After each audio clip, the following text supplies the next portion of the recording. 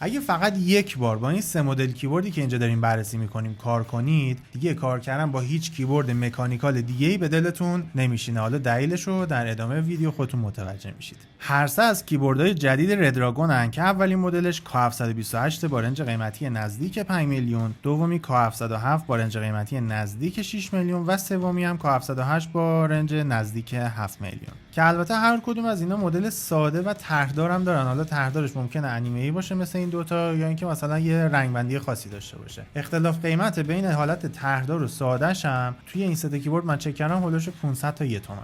از ارزون ترین مدل شروع کنیم که K728 یک کیبورد تنکیلس با سویچ‌های خطی و البته دارای گسکیت. گسکیت یه لایه داخل کیبورده که شما وقتی داری تایپ میکنی باهاش، این همون تفاوت است که گفتم اینا رو اگه باش کار کنید دیگه با هیچ کیبورد دیگه نمیتونید کار کنید. گسکیت یه لایه داخل کیبورده که شما وقتی داری تایپ میکنی اون صدایی که به شما میده و فیدبکی که به شما میده با کیبورد دیگه فرق میکنه. کارش چیه؟ کارش دمپ کردن نویزه. یعنی شما در حالت عادی سویچ‌ها روی بدنه اصلی کیبورد در واقع نشسته، حالا ممکنه شاسی فلزی باشه یا هر چی، و اون تایپ که شما میکنید به شما نویز و در واقع صدای برخورد کیکپ با آهن و غیره میده. اما گسکیت کارش اینه که این صدا رو دمپ بکنه، نویز رو دمپ بکنه و یه صدای تمیز و شفاف به شما بده. و خب هر ستای این کیبورد هم گسکیت رو دارن.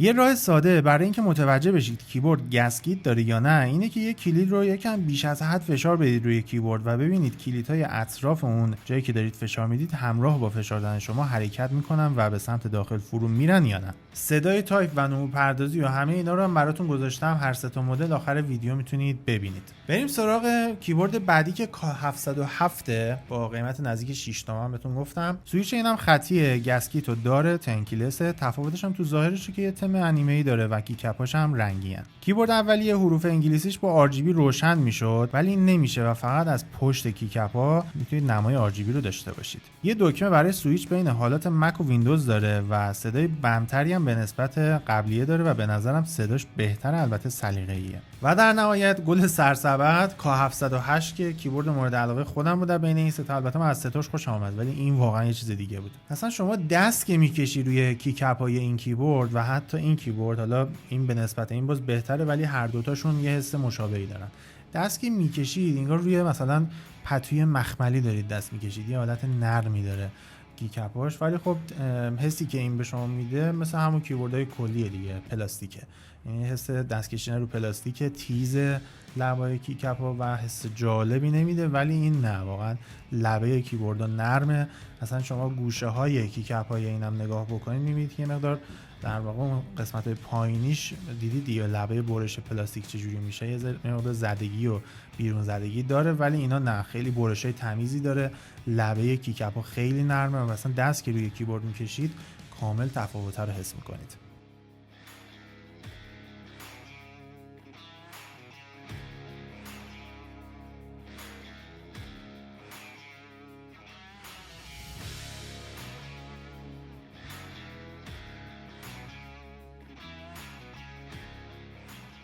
حالا یه ایرادی که من توی K708 دیدم، حالا خیلی هم مهم نیستش، ولی خب اینه که درصد باتری که توی صفحه نمایشش نشون میده خیلی وقتا دقیق نیست. حالا میتونید حدودی متوجه شید که الان چند درصد پر، خالی، متوسطه یا چی، ولی کلا یه روند ثابتی نداره که مثلا بگی الان 80% اوکی، هر دقیقه اینقدر درصد کم میکنه.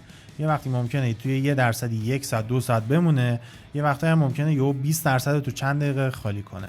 اما به صورت کلی شارژدهی هر سه تاشون اوکی بود و اصلا اذیتتون نمیکنن. حالا بریم نورپردازی و صدا تایپ هر سه تای این کیبوردها رو با هم ببینیم.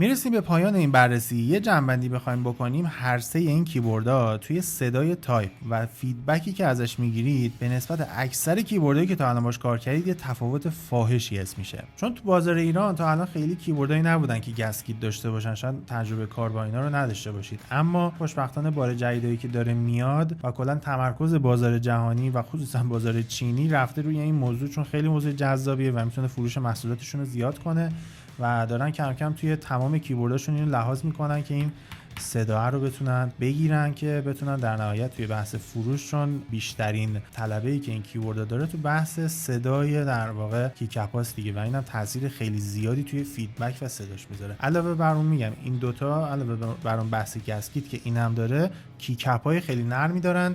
اینم بگم این دوتا کیبورد از سویچ خود ردراگون استفاده میکنن، ولی سویچی که این استفاده میکنه، حالا چیزی که من روش دیدم، هوانوه و مدلش فرق داره و کلا میگم این کیبورد به نظرم بهتریه به نسبت این دوتا. البته خب گرونتر هم هست دیگه. حالا کلا شما با کیبوردی که گسکیت داره اگه کار بکنی دیگه نمیتونی با کیبوردهای معمولی کار بکنی، خصوصا اگر خطی باشه اون کیبورد. میرسیم به پایان این بررسی. امیدوارم که از این سه تا کیبورد لذت برده باشید و خیلی درخواست بررسی این سه تا کیبورد رو داشتید، کلا کیبورد جدید ردراگون. حالا باز اگر مدل‌های دیگری مد نظرتونه تو کامنت ها بنویسید، چون ما باز هم بررسی از این برند خواهیم داشت. مدلش رو شما میتونید تعیین بکنید که چیا رو ما بررسی بکنیم. و اینکه سوال، پیشنهاد، هر چیزی داشتید تو کامنت ها بزنید و با لایک و سابسکرایبتون از کانال ما حمایت بکنید که بتونیم ویدیوهای بیشتری رو با کیفیت بالاتر در اختیارتون بذاریم. ویدیو بعدی میبینمتون.